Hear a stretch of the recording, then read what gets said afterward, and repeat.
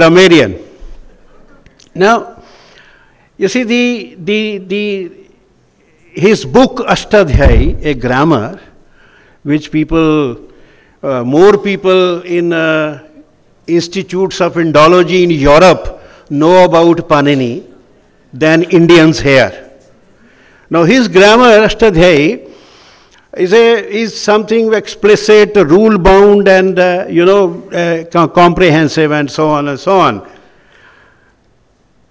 I was teaching linguistics in JNU also, and I showed them an edition of Ashtadhyayi in English translation, published by Harcourt Brace. They were greatly impressed. Oh, this is a wonderful book. Huh? Or Kumaril Bhatt, I'm sure these names are not known.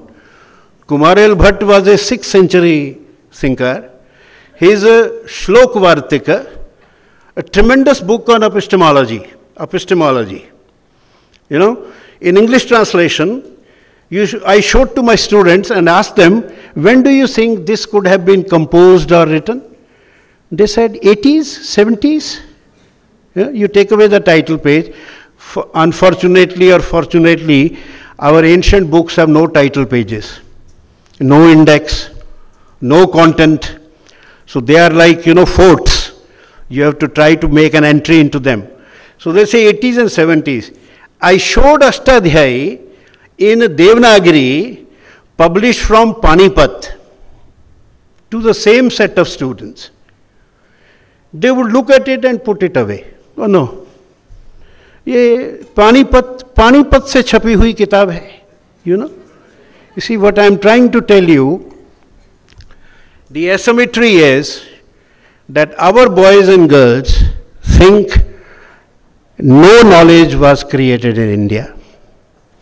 We did not have any thinkers. We did not have any texts. That's one asymmetry. Another one is, forgetting that general statement about how our boys come out, this mainstream education is in a language which is nobody's mother tongue and is therefore acceptable to all Indians. English. We do not accept Hindi, we do not accept Tamil because it is the mother tongue of some Indians. And so we feel, they will have a more ready access than we will have. But English, not being the mother tongue of anybody, is acceptable to everybody. And this is having an adverse, deleterious effect on our Indian languages. I'll tell you what it is. We all are talking to each other in English. So English is a language of horizontal communication in India. Horizontal.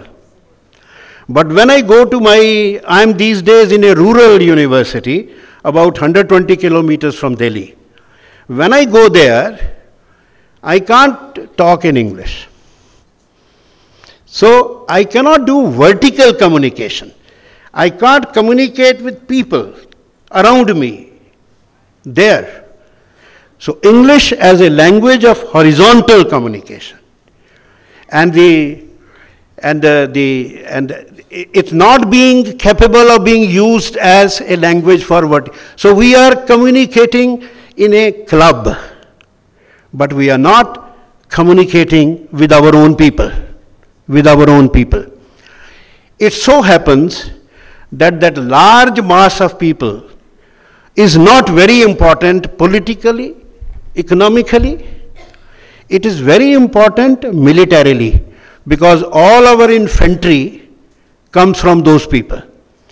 And when they climb a hill and die, they don't ask questions which we people ask. Is India a nation? We often ask. But when a young boy from the village goes and dies, he doesn't ask that question. So you see what is happening. Disraeli in 19th century said, England is two nations, the rich and the poor.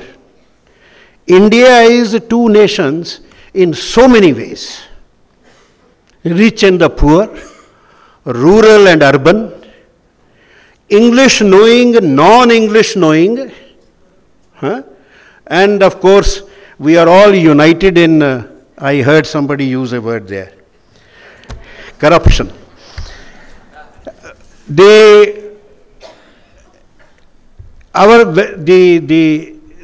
focus of our education is urban, the language is English, our vocabulary is of Western academy, all theory is theory, America is theory, India is data, we are the data, and so go on. Therefore,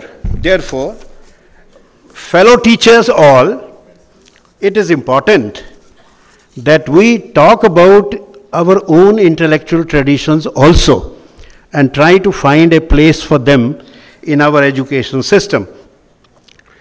To ensure that it's not just a bravado or a statement of that kind. You know that we have the world's oldest book, oldest poetry, oldest prose. There is no book older than Rig Veda in the world, and no prose older than the Brahmanas. So we have the oldest book, the oldest poetry, the oldest prose, and we have a long continuous, tradition of texts, thinkers and schools. I will not list them, in many disciplines, astronomy, grammar, philosophy, meter, metallurgy, dramaturgy, a number of disciplines. You have a continuous, please mark my words, continuous, cumulative, attested textual traditions of thinkers, but they are all marginalized. They are all excluded from our mainstream education. You won't find, you need to talk about India's intellectual tradition, because if you look at the syllabi, you will feel that nothing like that exists. There's nothing like that exists. Ours is a knowledge-oriented, knowledge-centered civilization, because a book composed, not written, 5,000 years ago, continues to be maintained. Not a book, thousands of books.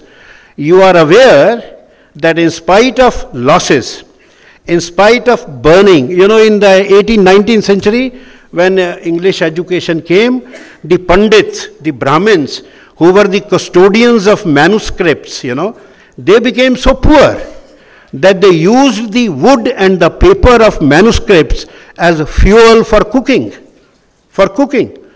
And again, thanks to an Englishman, Sir Charles Lyell, who in 1866 gave a grant for maintaining manuscripts, otherwise we would have lost all. Thanks to the much maligned Lord Curzon, who made that, Ancient Monuments Act, otherwise, like Raja Jagat Singh of Banaras, we would have, disconnected all our monuments and used the material for our buildings. So this is a sad history and a sad story, but a story which is generally, now not attended to at all. A knowledge, a whole lot of manuscripts survive. Do you know how many? Do you know how many manuscripts are there, Tamil and Sanskrit? More than 5.5 million. 5.5 million. And remember that the Nalanda University Library, a 9-story building, burnt for 6 months. So many manuscripts, they were lost. And yet you have 5.5 million manuscripts. And we have Max Muller, another much maligned gentleman. Max Muller said, the remarkable thing about India is, if all the copies of Rig Veda are lost, you can reconstruct the Rig Veda from the minds of the people.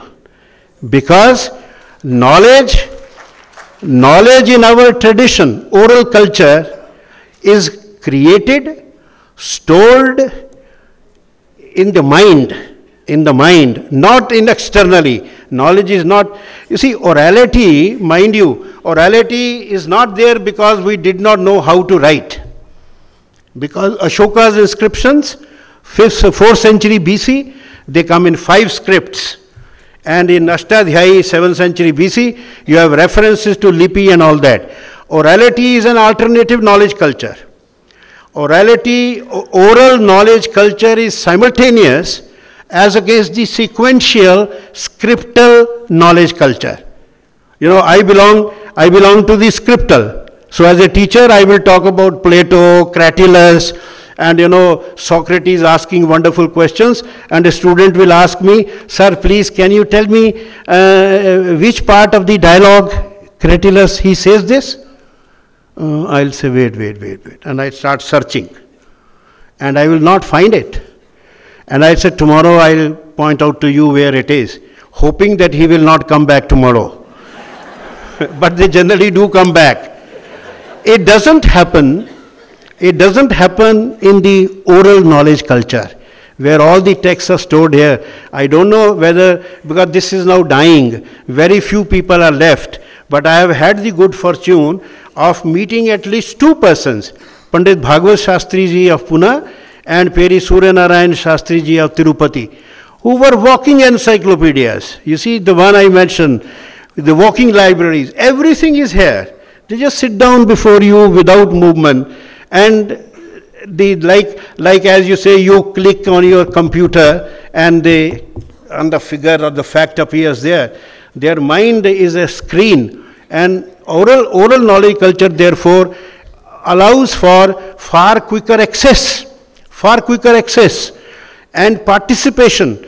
And because oral culture requires storing things in the mind, the texts are very abbreviated. There is no,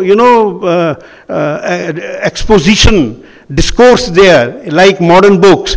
You see, the author will tell you how the idea occurred to him, what did he do about it, then how did he hypothesize, nothing, only the conclusion is there. And you have to work backwards to find out. So the texts are stored in the mind, and therefore it was possible for a person to be a master of 14 disciplines as was required before he was entitled to write a commentary on a book.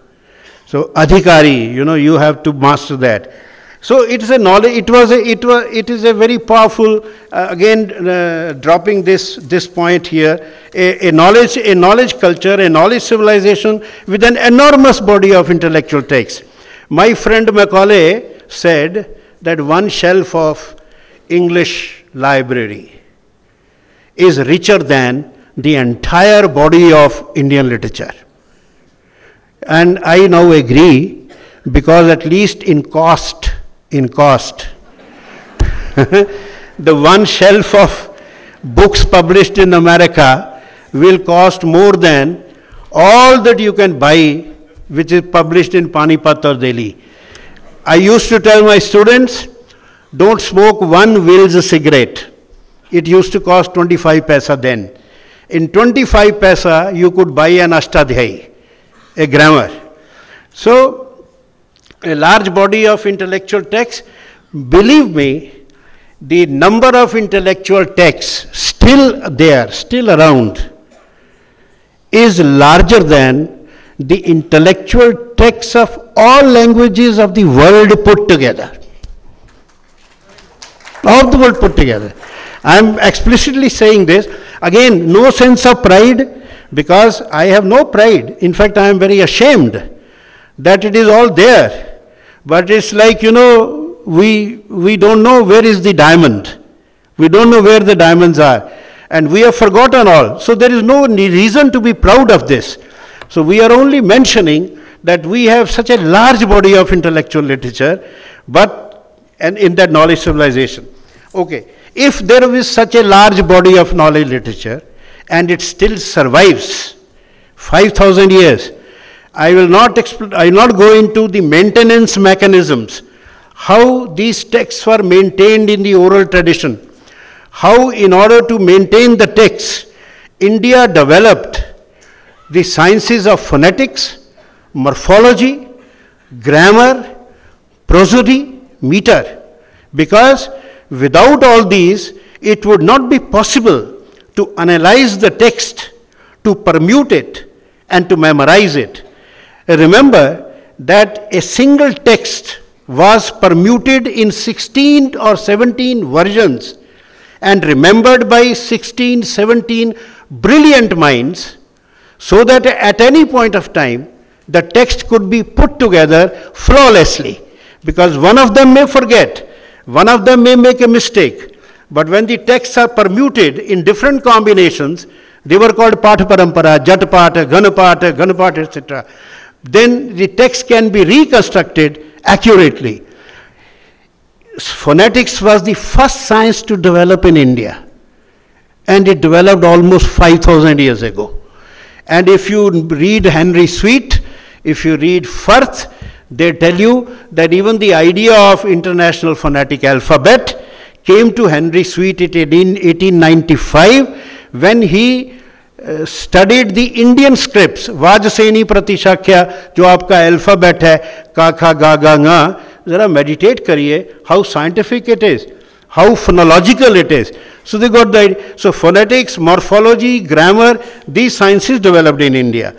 Of course, when we teach linguistics in India today, we don't mention these things. We don't mention these things. We don't include these things. America says phoneme, we say phoneme. They say morpheme, we say morpheme. You know, the eco-scholarship. That eco-scholarship goes on. Now if this massive body of literature has been maintained, there must have been a very pervasive education system in India. Without a pervasive education system, this could not have been done. And there was. Without going into many details, the first part of teaching and learning took place in the home. The mother in our tradition is the first teacher. Am I right? And I recently had a friend from America who said that, my son goes to a school where there are some Hindu kids. And my wife is always after my son, study. And you know what he told her one day? Oh, Mom, you are like a Hindu mom. You are forcing me to study all the time. The mother was the first teacher.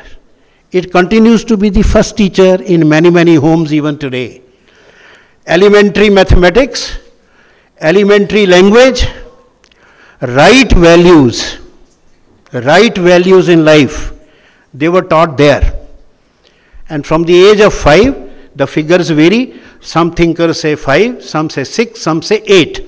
From age of 5 or 6 or 8, the child went to a Gurukul. A Gurukul literally means the family of a teacher. So this was an institution where this was a teacher-centered institution. Education in India was teacher-centered. Today, teacher has become a facilitator. That is the word we use, facilitator. But it was teacher-centered. And the teacher, he had full autonomy. He was funded not by the state, but by the community. And he could order the community. Such enormous respect he enjoyed. Because a teacher was a shishta. You know what is a shishta? Shishta, it is defined in Patanjali's Mahabhashya. A man whose worldly goods consist of a jar of grain. That's all. A man whose worldly goods consist of a jar of grain, who devotes himself to learning, to a branch of knowledge, without purpose or motive, and excels in it, is a shishta. A person who devotes himself to knowledge without motive, whose worldly goods are only a jar of grain, he was a shishta. Shishta these days you can translate cultured. So I used to tell my students in JNU, let me give you the definition of a cultured person today. Who is a cultured person? A person whose worldly goods consist of, see Appendix 1. Because a man whose worldly goods are a jar of grain, nobody will consider him cultured these days. So that kind of man who did not share the material values of his community, of his times, who was free of them, transcended them, and was devoted to knowledge. He was the center, and he could take a student, anybody. Mind you, contrary to all the propaganda, admission was open to all, including women. Of course, women studied separately, but including women. Regardless of caste and jati, varna or jati, caste and class, it was open to all. The teacher was the decider. I'll give you a story. You must have heard of Chandogya Upanishad. In Chandogya Upanishad, a boy goes to a celebrated teacher of the times, Gautama Rishi, and he says, "Sir, I want to become your student." He said, "Fine, just tell me about your family. Who is your father?" He says, I'll tell you tomorrow, sir. I'll ask my mother." He goes to his mother. It's a very important story. He goes to his mother is Jabala. And the mother says, "Son, I have served so many men in my life. I cannot tell you who your father is. But I, Jabala, am your mother. You go and tell this to the teacher." Satyakam, that is the name of the boy. He goes to the teacher next day, Gautama says, repeats verbatim, without modulating either the inflection or the word or the sound. He repeats what the mother says. And Gautama Rishi says, "Oh, you are a great truth teller. Your mother is even greater truth teller. You will be my student. You will be my student." This story is also a story of assessment, because he has assessed this boy. He is a truth teller. This boy became later on the father of Nachiketa in Kathopanishad, and a grand scholar and a grand king. Now, the teacher was free to take the students. The students used to go to the teachers. A word you must have heard of, Charak Samhita. Charak was the Ayurveda man, the person who composed the Ayurveda Materia Medica. He was 6th century AD. The word Charak means the wanderer. In those days, the scholars after attaining a certain level of ability would go in search of teachers. And wherever they heard a great teacher resides, they'll go to him and seek his blessing, spend time with him, hone their learning, refine their learning, and then move on to another teacher. They were the parivrajakas, the wanderers, the wandering scholars. These are the people, and this parivrajaka tradition continues today. The Jain Munis even today, they wander on foot. You must have seen recently Mahapragyaji passed away, Swami Vidyanandji. He was a great scholar. He used to appear on the TV once in a while. So these parivrajakas, they were the diffusers of knowledge. They disseminated knowledge, diffused knowledge, also synthesized knowledge. They picked up knowledge in a particular domain from all possible great teachers at that time and put it together and then transferred it to the next generation. So this was the Gurukula. People went there. Then this was not the only institution.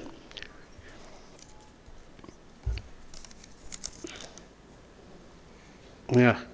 My daughter always says, "Papa, you talk too much." So I think I'll also shut down in the next 5 minutes, please. 5 or 7 minutes, yes. All right.